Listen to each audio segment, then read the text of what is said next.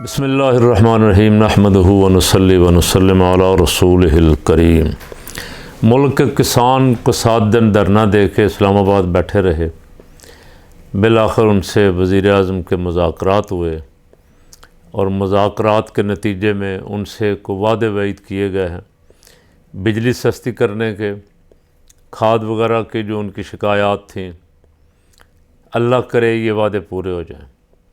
इसलिए कि किसान खुशहाल होगा तो मुल्क खुशहाल होगा, किसान खुशहाल होगा तो ये अशियाए खुर्द व नोश शहरों में पहुँचेंगी।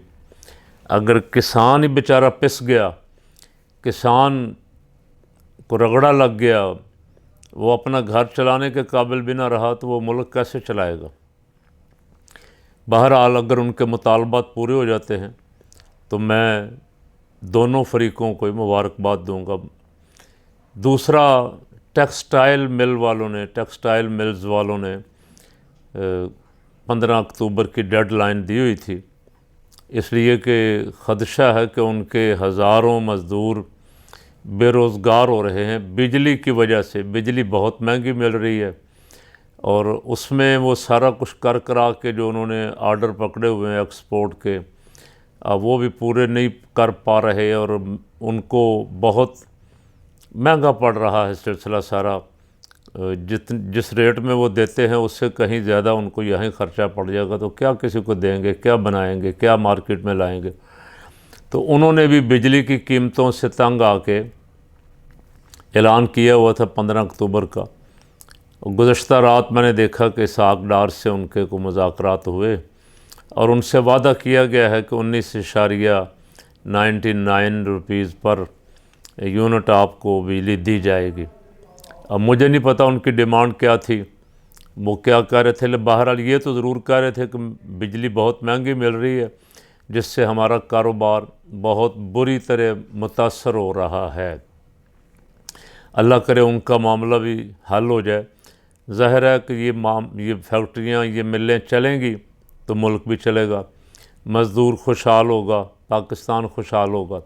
इसलिए मज़दूरों के हक़ में फ़कीर की ये आवाज़ सुनाई देनी चाहिए सबको कि उनके लिए पूरी कोशिश की जाए। सियासतदान अपनी लड़ाई लड़ते रहें ऊपर, इलेक्शन जो भी, लेकिन मज़दूरों का हक़ ना मारें, उन गरीबों पे जुल्म ना करें, फैक्ट्रियों को सहूलतें दें ताकि वो चलती रहें, बंद ना हों। तीसरा मसला मस्जिदों का है कि मस्जिदों को भी इतने ज़्यादा बिल आ रहे हैं कि पहले मस्जिदों के एसी बंद हुए, फिर पंखे और लाइटें बंद हो रही। अब मस्जिदों में अगर अंधेरा होगा, मस्जिदें बेआबाद हो जाएंगी तो मुल्क में अंधेरा हो जाएगा।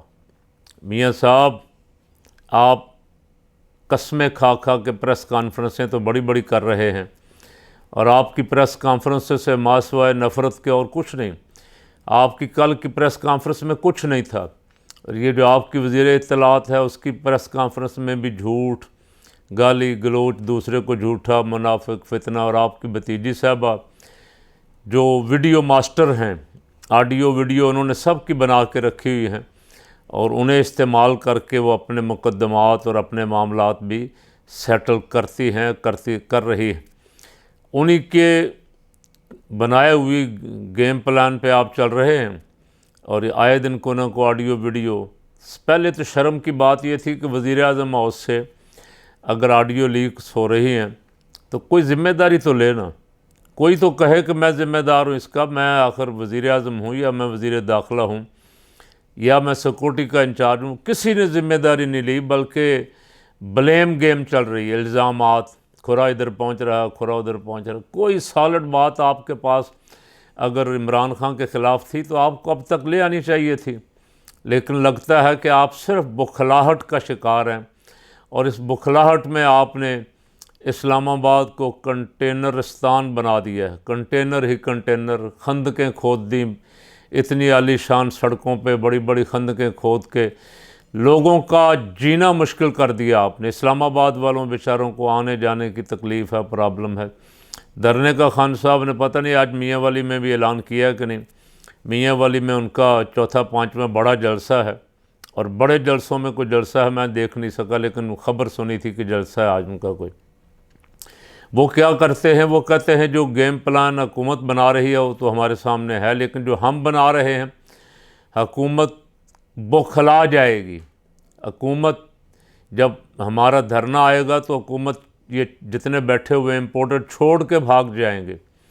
तो आप थोड़ा सा अगर तवज्जो कर लेते कि आप इन 5 महीनों में कुछ कारकर्दगी दिखाते। खान साहब के दौर में महंगाई हुई, जिस महंगाई के ख़िलाफ़ आप धरने ले लेके आते रहे, आप उस महंगाई उन बिलों को, बिजली के बिलों को, गैस के बिलों को आधा कर देते। आप पेट्रोल की कीमतें को 50-100 रुपया खान साहब के दौर की कीमतों से नीचे ले आते। डॉलर उस वक्त 170-75 के करीब था, आप उसे 100 पे ले आते। तो लोग कहते जी बड़ा काम किया है। और मैं पूरी यकीन से कहता हूँ, लोग साइफ़र को, लोग बाकी सब बातों को भूल जाते। लोग सोचते कि यार चलें को आवाम को सहूलत मिली, लेकिन आपने तो गरीब का जीना मुश्किल कर दिया। चीखें मार रहे हैं लोग, ख़ुदकुशियाँ कर रहे हैं, बिल जला रहे हैं, बर्तन बेच रहे हैं, बच्चियों के जेवर बेच रहे हैं। और आप भी कहते हैं, आपकी भतीजी साहबा जो टेलीफोन पे आपको कहती हैं कि महंगा करना पड़ेगा, और आवाम के सामने आके कहती हैं उफ़ बिजली इतनी महंगी हो गई कि गरीब की तनख्वाह 20,000 है और बिल 30,000 है। कुछ शर्म आनी चाहिए। आवाम को धोखा देंगे तो आजकल तो पकड़ा जाता है उसी वक्त ही। धोखा ज़्यादा देर चलता नहीं है, फ्रॉड, झूठ। इसलिए आप अगर कुछ कर सकते हैं, अभी जितने दिन आपके पास हैं थोड़े से हैं, अब अंदाज़ा हो रहा है आपकी चीखों से, आपकी प्रेस कॉन्फ्रेंसों से, खुदा की कस्में उठा उठा कर किसी को फ्रॉडी या धोखेबाज कहने से अंदाज़ा हो रहा है कि आपके पास वक्त थोड़ा है और आपके लाने वाले जो हैं वो उनके मामलात किसी और तरफ सेट हो रहे हैं। आप इस वजह से परेशान हैं। आपकी परेशानी अब हमसे तो देखी नहीं जा रही है। आप परेशान हैं तो हम भी परेशान हैं। मियाँ साहब, आप अपनी परेशानी दूर करने का एक तरीका मैं आपको अर्ज़ कर रहा हूँ। आपको ये तो नज़र आ ही रहा है कि खान का रास्ता रोकना बहुत मुश्किल है, खान आ रहा है, ये आपको नज़र आ रहा है। इसका एक हल है कि आप बिजली की कीमतें आधी कर दें। आप फ़ी यूनिट अगर इस वक्त 40 रुपये है, 60 रुपये है, तो आप 30 का कर दें। 30 रुपये है तो 15 का कर दें। आप गैस की कीमतें कम कर दें। आप अशियाए खुर्द नोश की कीमतें कम कर दें। आप पेट्रोल को नीचे ले आएँ। तो खान साहब आएंगे तो खान साहब हुकूमत कैसे कर सकेंगे? एक ही तरीका है उनको पकड़ने का कि आप ये अशिया सस्ती करें। लोग कोई तो आपको अच्छा कहे यार, मियाँ साहब PTI आपकी मुखालफ है, जमीयत उलमा पाकिस्तान, बाकी जमातें, लेकिन अवाम तो किसी के मुखालफ, अवाम तो ज़रूरतमंद होते हैं। उनकी ज़रूरियात अगर पूरी होती रहें तो वो तो कहेंगे भाई ये हमारे लिए अच्छा है। तो आप अशियाए खुर्द नोश और ये बिजली और सारे बिल शल जो हैं ये इतने सस्ते कर दें कि आपके बाद आके को हुकूमत करना किसी के लिए मुश्किल हो जाए। आप खाली प्रेस कॉन्फ्रेंस से किए जा रहे हैं, आप रोज़ कीमतें चढ़ाई जा रहे हैं, कारकर्दगी ज़ीरो। प्रेस कॉन्फ्रेंस हैं 12-12 एक दिन में सरकारी खर्चे पे, और आप दौरे किए जा रहे हैं, सरकारी दौरे ले ले के 70 आदमी फिर रहे हैं, कभी अमेरिका कभी बरतानिया। और आपके वज़ीर ख़ारजा साहब का तो अब दिल ही नहीं लगता पाकिस्तान में।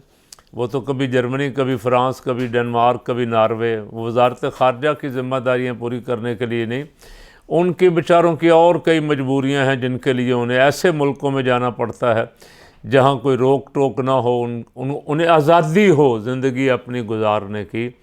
तो मेरी आज की बात मैंने जो शुरू की थी दूर चली गई।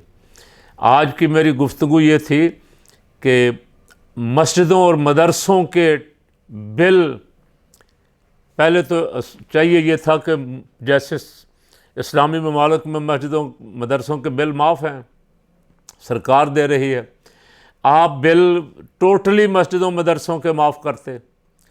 आप भी उतने बराबर के शरीक हैं मस्जिद में जितना मैं शरीक हूँ, जितना कोई और शरीक है। मस्जिदें तो सबकी साझी हैं, घर अल्लाह का घर है, इसको आबाद करना हमारी ज़िम्मेदारी है। अगर आप मस्जिदों के बिल माफ़ नहीं कर सकते, आप कहते हैं कि हम नहीं कर सकते, आप इधर उधर अरबों रुपया ज़ाय कर बैठते हैं, लेकिन आपका हौसला नहीं पड़ता और वो इसलिए नहीं पड़ता कि आपके दाएं बाएं बहुत सारे खबीस लोग दरिए इकट्ठे किए हुए आपने। तो अगर आप माफ़ नहीं कर सकते बिल, तो कम से कम इतना तो करें कि मस्जिदों और मदरसों के बिलों के टैक्सेस माफ़ कर दें। जितने टैक्स आप 60,000 का बिल है, 60,000 टैक्स है। अब मस्जिदों को ऐसे ऐसे टैक्स लगाए हुए हैं जो नाजायज़ हैं, जो मस्जिदों पे देने बनते ही नहीं हैं। तो आज की मेरी ये सारी गुफ्तगू का मकसद मेरा आवाज़ पहुंचाना आप तक। किसान भी धरना दे गए, अपने टेक्सटाइल वालों की बात मुज़ाकरात भी हो गए। अगर मस्जिदों वाले और मदरसों वाले निकल आए ना इकट्ठे होकर, तो ये आपसे फिर संभाले नहीं जाएंगे। ये तजर्बा है आपको। इनको इतना मजबूर ना करें कि ये मस्जिदें छोड़ के सड़कों पे आ जाएं। अब मस्जिदों और मदरसों के बिलों पे गौर करें। ये टैक्स वगैरह सारे कम से कम टैक्स माफ़ करें मस्जिदों और मदरसों को, और इंदल्लाह और इंदन्नास सुरखरू हों। और अपनी हुकूमत की 5-6 महीने हुए हैं, पता नहीं कितने 5-6 दिन 10 दिन और हैं। कोई तो कारकर्दगी यार दिखा जाए। कोई तो बंदा कहे कि वाह जी चलो हमारे लिए को अच्छा कर गए हैं।